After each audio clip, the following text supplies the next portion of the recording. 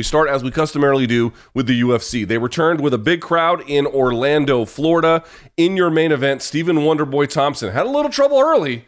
Definitely got his shit rocked early. However, persevered over time. He stops Kevin Holland, or should I say, there was a weird issue with Mergliata, but that didn't affect it. The fight continues. However, between the 4th and 5th rounds, the corner of Kevin Holland basically stopping the fight there because he appeared to have a broken right hand. BC, the question is this.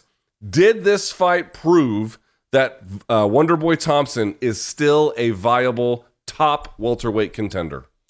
In the right matchup, yes. And I think that has to be said because first and foremost, what he did a couple months shy of 40, the effort, the energy he put out, the speed and reaction time he still had, and his willingness to exchange in a fight of the year contender, to be fair. Although I think the final 2 rounds of this fight weren't anywhere comparative to how good the first 2 rounds were. Yeah, in the right matchup. So I think this is a weird crossroads spot for Thompson, meaning one of the angles we played up heading into it during Friday's show was, Wonderboy still believes he's in the title picture and that he can put wins together and get there.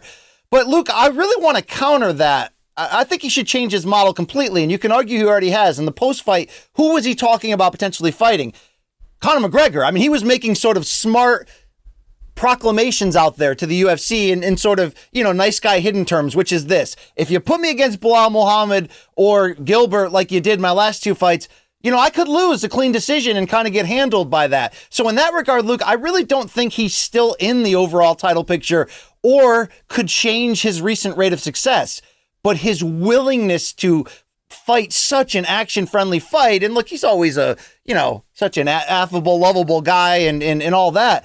I think he showed you that if he's truly in that late twilight, fun, fight other legends portion of his career, he can make a lot of money in the short term if he's willing to kind of adopt some of this Michael Chandler style. Now, he's not as reckless as Michael Chandler, but if you put him in matchups where guys are not going to take it to the ground, which this one quickly became that, especially after Holland, basically walked away after taking Thompson down that first time, and they laughed about it, then that Thompson still has a lot left. He has more left than you and I thought coming into this fight, I believe, and it's impressive, and it's fun, and there is no shortage in the greater BMF landscape of fun fights across multiple divisions for him. But I do not believe, even with the resurgent feeling of this performance, that he's still in the overall title picture. Do you think that's fair, Luke? I think that's pretty fair. I mean, you mentioned that Holland got up off of him when he eventually sort of like fell on top of him and in this kind of weird scramble. He didn't do it just once. He did it twice. 2 times he ended up on top just by virtue of tripping and falling or whatever. Could have had the moment there on top, and both times neglected to use it. Like we talk about, Michael Bisping got into a bit of controversy because he was decrying the fight IQ of Kevin Holland. It's not to say that Kevin Holland doesn't have good fight IQ when he wants to employ it, but you can't say he was employing it here. He had his opponent who probably is not much of a threat off of his back, and Holland just let him up 2 different times when his opponent is much better than him, or at least certainly very capable on the feet relative to him than on the ground. So there are legitimate issues there. But I agree with you. I think he's still very fast. He's still very capable in the right matchup. Sure, he can beat good guys. Some folks are talking about maybe a fight again with Jorge Masvidal, although if you watch the first one, Wonderboy wins that one pretty cleanly. It wasn't very competitive. However, who's to say about a second one? We could see. But I don't get the sense, because it wasn't really tested here and we already kind of have the answer, when he's fighting the Bilal Muhammads, or if he fought a Hamzat Chimaev or somebody else who can really take it to the ground, or Gilbert Burns or whatever. I just don't see any way he's going to beat those guys. But are there other guys he could beat? Of course. Last thing I'm going to say, BC, is, however, there's one more thing we should keep in mind, and I'm not trying to diminish the win. It was a great win. Fans loved it. Wonderboy looked great. But it was number 6 versus unranked, right? So Wonderboy got a win, technically speaking, over a guy we like, but came into this fight unranked. But let's be fair, Thompson seemed to be ranked too high coming in. Holland seemed to be kind of getting jobbed by not being ranked at all. I'll get to Holland in a second, but 2 quick points I want to make off of what you said is, to be fair, that Masvidal loss against Thompson, which was completely one-sided, was the fight that led Jorge to the wilderness, if I'm not mistaken here. That was sort of like the boiling over frustration point of like, what am I doing? And in that fight, he was following Wonderboy around and getting caught in traps.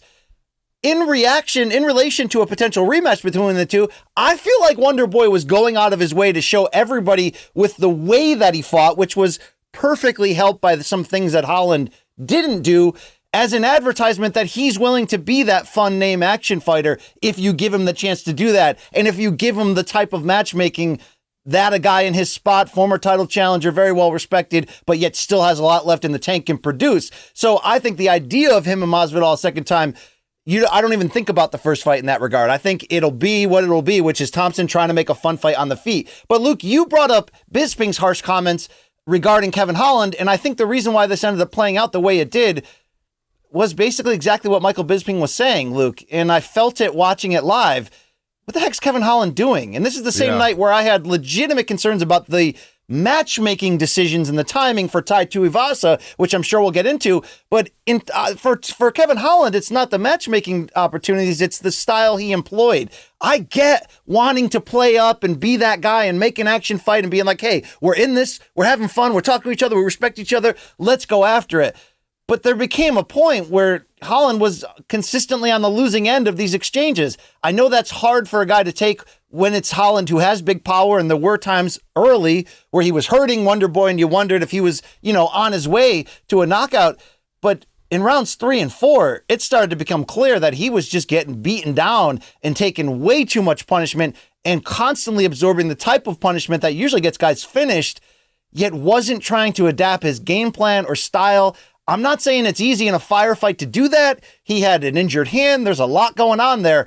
But for him to never shoot, and what do we say coming in? I said for Kevin Holland, if you get caught in the Wonder Boy traps, he still may have enough left in the tank to outpoint you if you let him on those terms.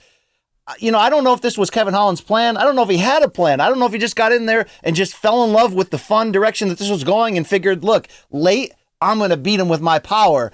But he woefully miscalculated a few different things.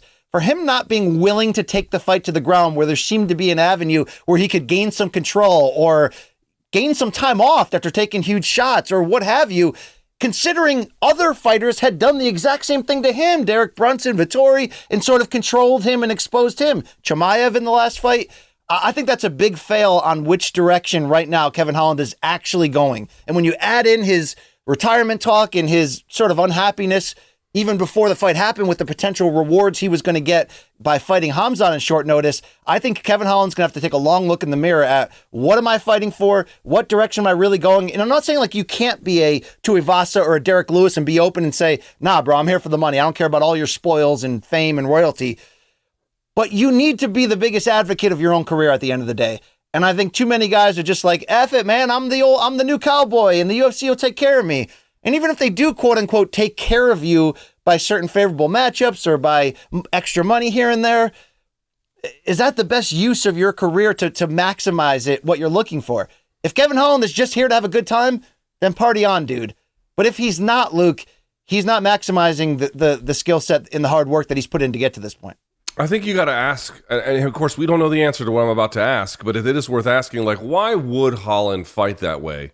I mean, our own producer on the chat here is reminding us. Of course, we said this on Friday, but Kevin Holland's not just a black belt; he's a Travis Lutter black belt. Like, dude, Lutter doesn't hand those out, man. Like that's hard to earn, and he's got it, and he didn't use it at all. So, like, the question you have to ask yourself is, why does Kevin Holland fight this way? And you could say, well, he just wants to have fun and blah blah blah blah blah. But it's like, dude, you got to remember something, man. You do this for a career and you do it long enough. Now, maybe he won't do it long enough, but if you do, it's going to change you. It's going to change the way your 40s and your 60s look if you even make it that long. You're taking brain damage. You're taking orthopedic kind of damage. It's going to have a long-term effect. If you want to make the most of this, you gotta fight in a way that maximizes the opportunity, not necessarily every single time of every single moment, but in general. And letting up an opponent who has a noted weakness on the ground twice doesn't speak to that. So does Kevin Holland, and I don't know the answer to this, I'm not suggesting I do, but it is worth asking, why does Kevin Holland fight this way? Part of it could be that he just doesn't believe he actually can be a champion, so why bother putting yourself through the rigors of getting to that place on that path, which is much more difficult and arduous and requires more out of you versus training very hard and fighting very hard. I mean, there can be no question about his heart. By the way, his chin is just absurd, right? You can say that. And he's got some pop. He hurt Wonder Boy.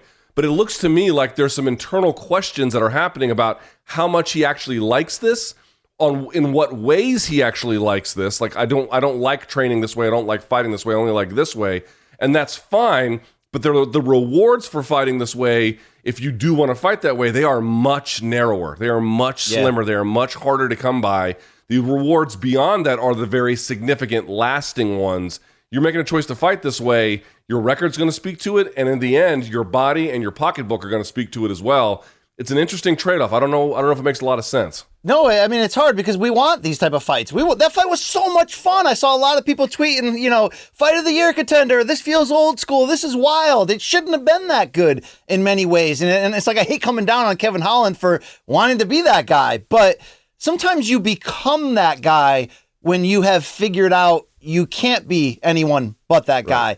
Right. I'm not sure Kevin Holland has taken that full swing. And Luke, mindset is important. We found out sort of after the fact, now looking back, that Stephen Thompson had something to prove in this fight. And he proved it. I don't know what Kevin Holland's true mindset was. If he was talking a lot, he was talking more about, if I win this fight and Khamzat still gets a middleweight title fight, I'm quitting. It seemed like he was in the wrong type of mindset and sort of acted out on that in maybe the least opportune way. But Luke, he's the one in there who was landing big shots, and maybe he felt he was one away from doing that to Thompson. But man, there came a point in that fight where it looked like he was drifting, and he was drifting quickly, and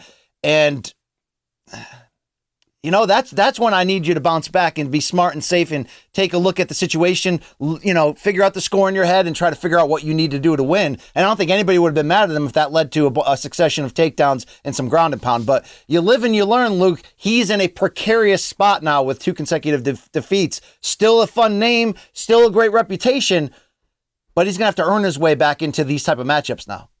Yeah, no doubt about it. And again, it's just a weird thing. It's like, you can say, I want to fight Wonder Boy on the feet. And again, he rocked him in the first, although he was just, it was amazing, dude. Holland's game plan was just to march into Wonder Boy, eat shots, and hope he could deliver some back. And in the first round, he could. But this is the other part, too. It's like, I'm not going to go for the takedown. Okay, fair enough. But you ended up on top twice. Twice. And we know he's got heavy punches. I would imagine he's got some pretty good ground and pound. And he didn't even use it. It's one thing to say, I'm not even going to hunt the takedown. But if it's it just literally falls underneath you, Jesus, and you just let him up twice, like that's a weird choice for a more premium kind of fighter to make. And I think it speaks to something internally about his commitment to this and everything else. I don't know that for a fact, but it certainly raises my mind about it, I have to say.